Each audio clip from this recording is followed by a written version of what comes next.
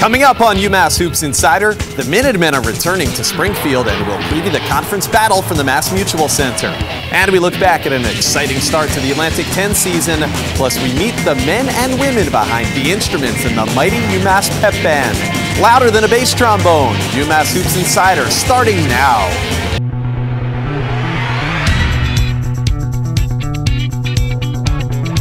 Now the UMass Hoops Insider with Derek Kellogg, brought to you by Coca-Cola. Back in November, the Minutemen were the unofficial champions of the Hall of Fame tip-off tournament, crushing New Mexico State and TCU before Thanksgiving at the Mass Mutual Center. They return to that building on Saturday for a date against LaSalle.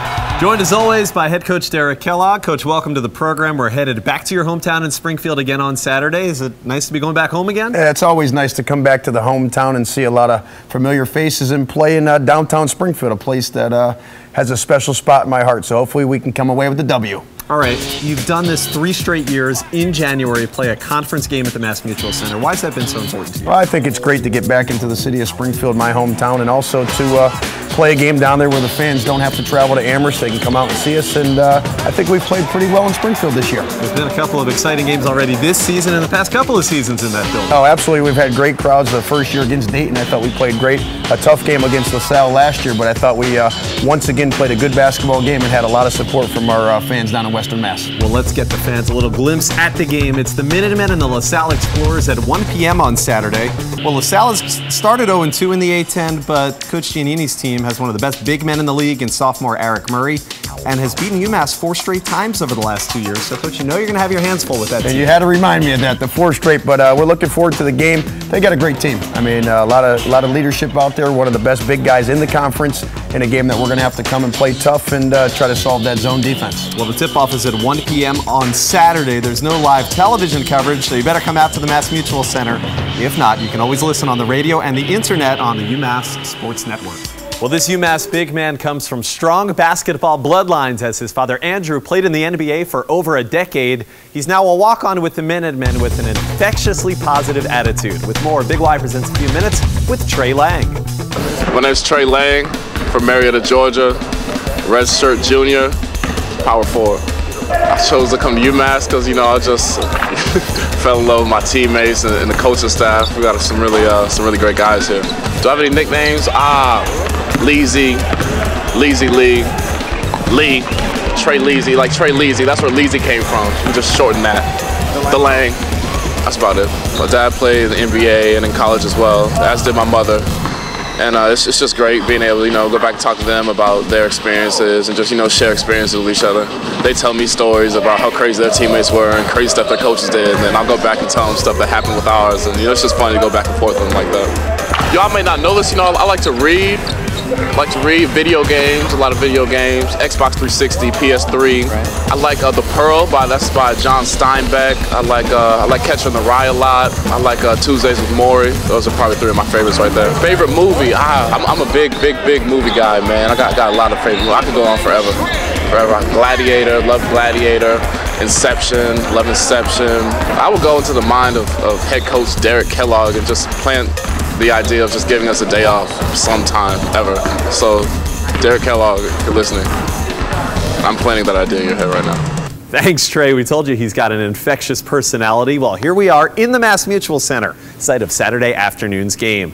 UMass Open Atlantic 10 played last Sunday at the Mullins Center, took on a 13-3 Dayton team, and they took them down with a defensive effort, then went to the Midwest on Wednesday for a game at Xavier. For all the highlights, here's instant replay from the last week. We said that Dayton is last in the A-10 in field goal percentage, but they hit a high percentage of threes in that game. Vincent able to shake free for the jam, 4 for him. His 4-year starter, Ty Nicky Crook. Quickly on the restart, they get it done. Raphael Putney into the game, and the Reedy redshirt freshman out of Woodbridge, Virginia gets 2. Benson on the inside, can't get the jam to go. And UMass coming back. Riley will try it from deep.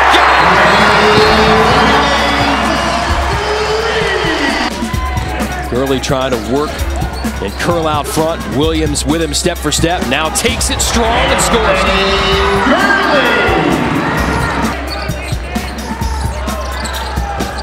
Another three ball, no. Spearman. Kick out. Fabricius. Dayton continues to not find the range. That one won't fall from deep. Held basketball, and it belongs to UMass.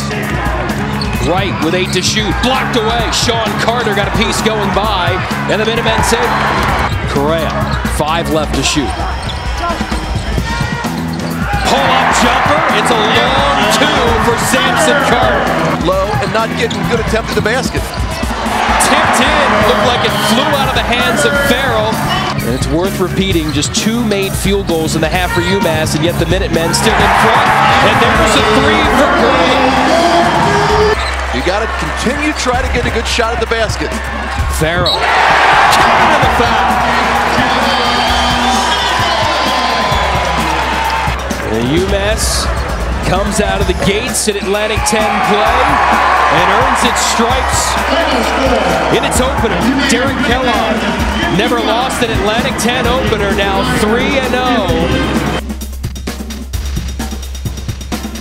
Great freshman class. They just got to make sure move along and progress. Beautiful steal by Correa. The shot is no good, but Carter's there for the flush. Gurley made 1 of 2 of his free throws, and that makes it a 5-point game. And another steal for the Minutemen. And a slam with the right hand by Farrell. What an athletic explosion to the rim. UMass could tie this with a made 3. The opposition, though, 3 for their last 30 against Xavier from three-point land, and that ends right there. We got a tie ball game. And the alley-oop attempt for Carter, and he lays it in. That was a tough pass. He caught it behind him. And he Freeze wants the ball inside because he has a mismatch, and there's that mismatch exploited. They got to be more patient. They can't look for the easiest shot. They got to find one that's going to be able to be knocked down, and there's one right there for you. Gurley open from 3, and he puts UMass on the board here in the second half. Here's Gurley, second 3 attempt at the half, no good. Rebound, though, by Carter. His putback is good, and he's fouled. No ball movement on the offense. There was just nothing there as far as offense. How about that?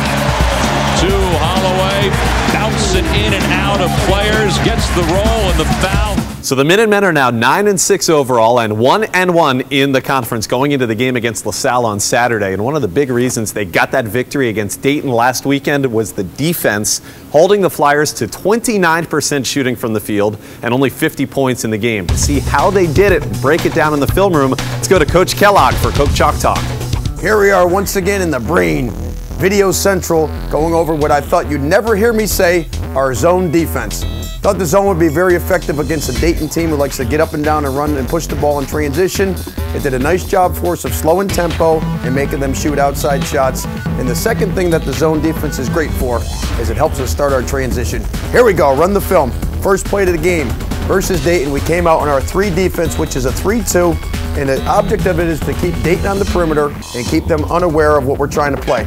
All guys have to be active, hands high, contest shots, and the biggest thing is to screen out and come get long rebounds and push it in transition. Once again, we do a nice job of getting back in transition into our zone. It'll take away all their ball screen. Freeze. When you're in the zone defense, it'll take away all their ball screen action. All it is now will become a switch, and you'll see Putney and Anthony Gurley just switch it, and it'll take away their ball screen action. Run it. We do a nice job here of being active, hands high, playing defense, hands high, switching anything, any dribble outs, and we have to make sure when they take that long contested shot or anything in the middle that we contest the shot and we rebound the basketball. And there's Sean doing a nice job, Anthony Gurley getting a rebound, and once again that ignites our fast break. I'm not going to go as far to say as we're a zone defensive team now. I still want to be known as a tough half-court man-to-man defensive team, but I will say that the zone has done a nice job of keeping teams out of the paint, keeping them off balance, and the biggest thing it's been able to allow us to do is it started our fast break. The zone defense, a way for UMass to change the tempo of the game. All right, Coach, thanks for breaking it down. When we come back from our first time out in the program, we're going to play you some sweet music, pep band style. Take an inside look at the guys play the instruments at the Mullen Center when we come back. Why shop at Big Y? Because we do windows and shelves and floors. We even wash cars.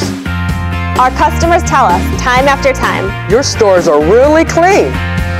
It makes us feel warm and fuzzy all over. Fuzzy's good. We're also known for something else around here. Shoppers cleaning up with our sales. Only the best for your family. The UMass Amherst Alumni Association is over 225,000 alumni strong. Our vibrant community participates in professional development programs, alumni clubs, athletic, and other events around the globe. Explore the traditions, resources, and opportunities that are your UMass Amherst Alumni Association. Get connected today. You are!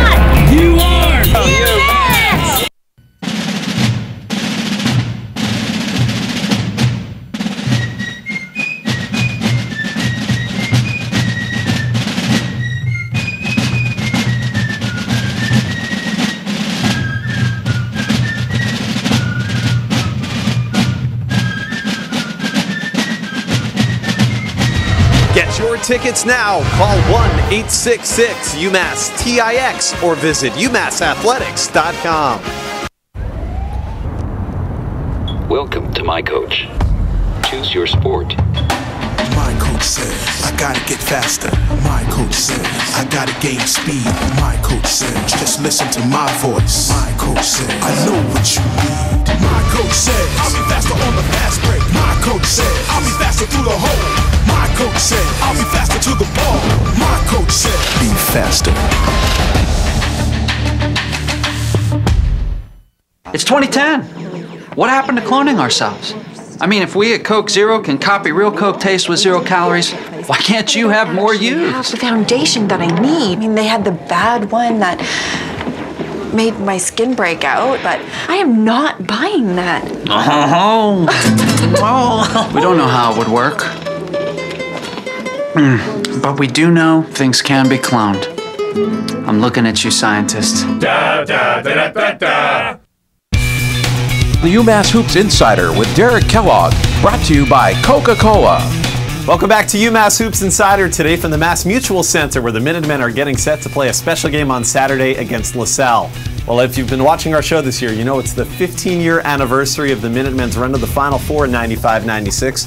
We look back at a different game from that season each week, and going into the middle of January, UMass was 13-0 with a trip to Olean, New York, and a battle against St. Bonaventure, but a scary incident before the game involving Marcus Camby trumped all the headlines. It left Camby and Coach Calipari in the hospital as UMass took on a tough Bonaventure team. Let's take a look back at the game, January 14th, 1996. It was just moments ago on the floor after the shoot-around, the National Player of the Year candidate, Marcus Camby, went down. Camby on a runway behind the basket. Of course, as you would expect, everyone, as quickly as possible, rushed to Marcus Camby. Directly in front of us, on the baseline, Bright reverses and scores. Is that pretty? Sweet move by Dr. Bright. And then taking 17 feet out to his strong left hand to Weeks. Turns right, jump hook, flash it good. Gotta love that. Nice play. An equally classy UMass just lets it ride. And Bruiser Flint wins his head coaching debut in place of John Calipari, who rightly so went with his star player, Marcus Camby, to the hospital. Hopefully everything is fine with Marcus. He is stable. The Minutemen would be without Camby for the next 3 games, but were still able to keep an undefeated record going into February. And of course, later Marcus returned to win National Player of the Year honors. Well, every game day at the Mullen Center is helped out atmosphere-wise by the men and women of the UMass Pep Band. So we thought today we'd give you an inside look on game day for the musicians. There's about 150 members of the band, 60 or 70 come to each game. I kind of handle the scheduling. We play for all the men's and all the women's home games, so there's about 32 games in the season, and we'll schedule people in, so each one's probably playing maybe half of the games and an equal amount of men's and women's games, and try to keep it fair for everybody. We practice an hour and a half each week, just on Mondays, and that's just during the semester, so during the intersession we're not practicing at all. And then, usually about 2 games a week. I think that it's really really important. You know, a lot of the crowd comes out to have a good time, and we try and set that atmosphere throughout the whole time, from the moment they walk into the building until they leave. We try and play contemporary music that people like, as well as some of the older stuff. So we appeal to a lot of the different generations that come to the games to keep them entertained. You know, we definitely scream and jump up and down a lot and cheer for the team, and every time they make a shot, we're there. We're making it try and feel electric, like we're at a pro basketball game in here. We got people that are shouting stuff at us all the time, and every now and then we actually know the chart that they're shouting, so I'm happy to oblige them. But definitely, people yell stuff out because they know that we're capable of playing a lot of different tunes. These are the team's best fans. Absolutely, they're always cheering, and they know all the team members' names, and they're rooting for them the whole time. And we want to go all the way as much as the team does. What a great feature on John Leonard and the Pep Band. They've done a great job of getting our fans excited, especially at that Cage game this year. To hear the Rage in the Cage by the Pep Band has been absolutely amazing. Now we're going to take a quick break. When we come back, you'll see DK working on the X's and O's section. The thing I like about UMass is that there's so many choices, so many options. It's incredible to be able to go to a school that is this diverse. To be able to put on my resume that I've done marketing for the show Glee and movies that have been #1 at the box office. I came from Chicago to UMass for the sports management program because it's one of the top programs in the nation. And I love having a practical major where I can be at school and feel like I'm doing something. There's so much research going on here. There's lots of opportunity for undergraduate involvement in research that you don't get at a smaller institution.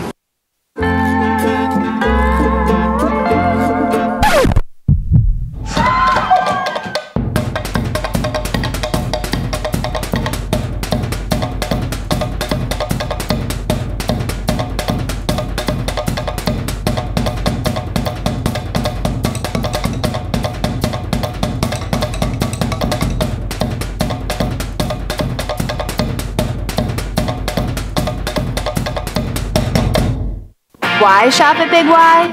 Because we stand behind our quality. Literally. Because my beef is all natural Angus from the USA. My strawberries are all Driscoll's. And I grind our beef fresh all day long. We have the best sales week after week. And everything's guaranteed fresh. Fresh. Fresh as one of these. Only the best for your family. From ours. Welcome to My Coach. Choose your sport. My coach said, I gotta get faster. My coach said, I gotta gain speed. My coach said, just listen to my voice. My coach said, I know what you need. My coach said, I'll be faster on the fast break. My coach said, I'll be faster through the hole. My coach said, I'll be faster to the ball. My coach said, be faster.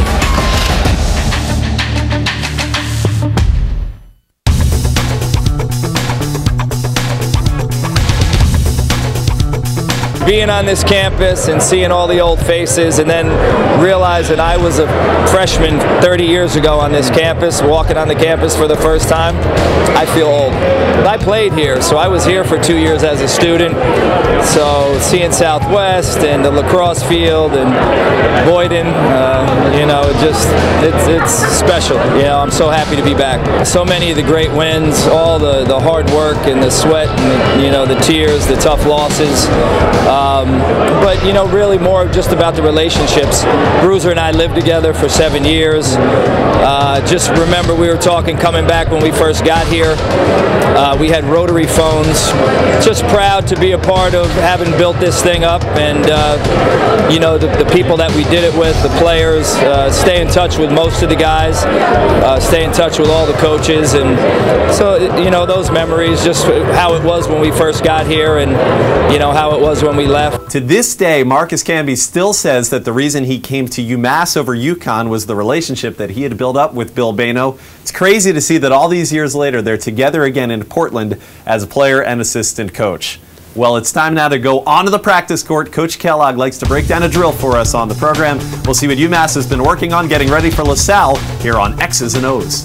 This is our free throw blockout drill. The little things in college basketball make a huge difference in wins and losses. And free throw blockouts and free throw rebounds on the offensive end are two things we work on just about every day in practice. In college basketball, you're allowed to have 6 people on the line. There's going to be 4 defenders and 2 offensive players, and I'm going to show you how we box out. We make sure when we come into a huddle that the 2 guys that are pinching know that they're pinching, that one guy knows he's by himself, and that one player on the defensive boards has the shooters. When I say pinch, that means that as the offensive player, as the shot goes up, is trying to get inside of you, the 2 defenders are trying to pinch him so that there's nowhere for him to go other than out.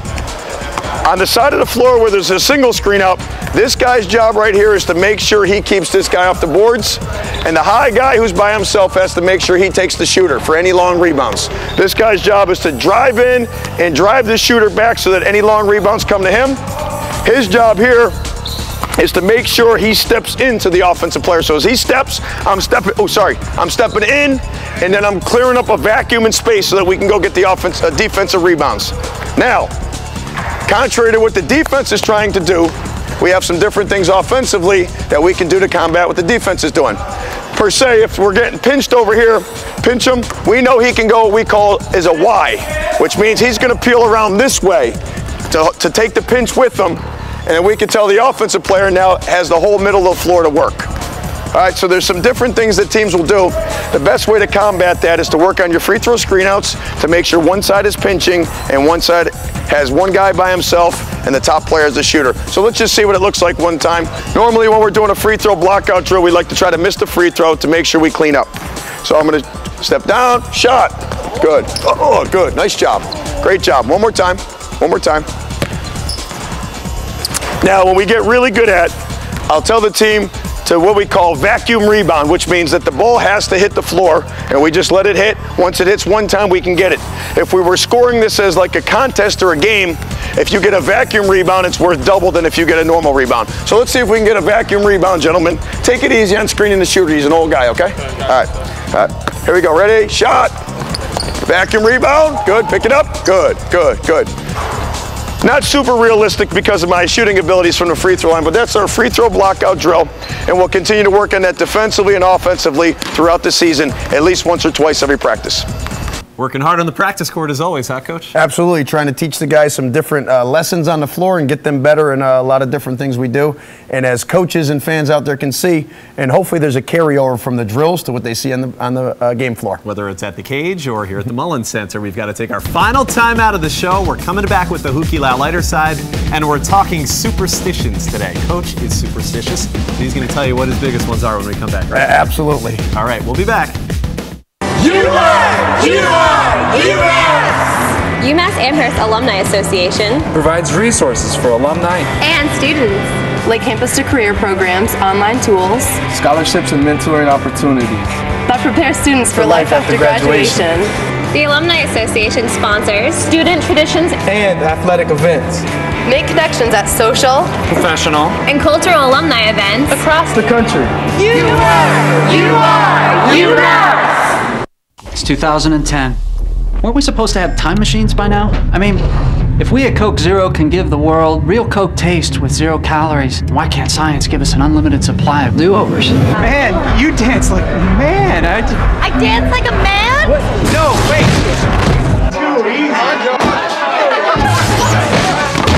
wait. We've bent the rules of taste. Physicist, isn't it time to bend time? Da, da, da, da, da. The thing I like about UMass is that there's so many choices, so many options. It's incredible to be able to go to a school that is this diverse. To be able to put on my resume that I've done marketing for the show Glee and movies that have been #1 at the box office. I came from Chicago to UMass for the sports management program because it's one of the top programs in the nation. And I love having a practical major where I can be at school and feel like I'm doing something. There's so much research going on here. There's lots of opportunity for undergraduate involvement in research that you don't get at a smaller institution.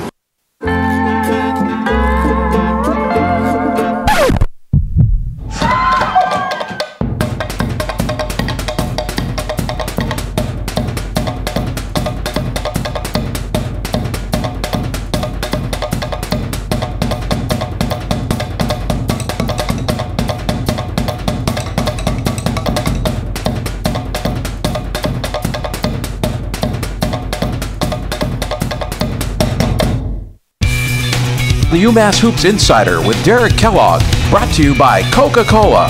We're back on UMass Hoops Insider on Saturday at 1 o'clock. The Minutemen will be right here at the Mass Mutual Center taking on the LaSalle Explorers. You know that athletes are creatures of habit, and sometimes, whether things are going well or poorly, it's the routines that they do before or after a game that get the blame for that success or failure. We asked some of the UMass players today, what is your biggest superstition? Let's see what they said on the Hookie Loudlighters side. Wearing 2 pairs of socks. That's about it. And listen to my favorite music before every game. Before any game, I have to have a box of popcorn and a can of Coke. And why? I don't know. I did it 1 year, my freshman year here, and we won, so I just kept on doing it. No superstitions. Nothing at all? Nothing at all. Really? Yeah. So that's your superstition? Yeah, just nothing. Not a real superstitious guy. I'm becoming a fan of not saying a guy's gonna make it before he makes it. I get that from Andy Allison. Why do you wear 2 pairs of socks? Well, since I was younger, I just got comfortable with it, and I felt like it made me play better. Do you think it does make you play better? Yeah, I think so. I put my feet in a comfortable position. I heard something about you putting ketchup on pasta. I do that too, but I don't like to talk about that. Well, you know, since we're sharing here. I do. I put ketchup on pasta. It's something that I got from my dad, and I do it every pre-game meal. So that's a superstition too? Yes. That sounds disgusting. It's very good. You should try it. No.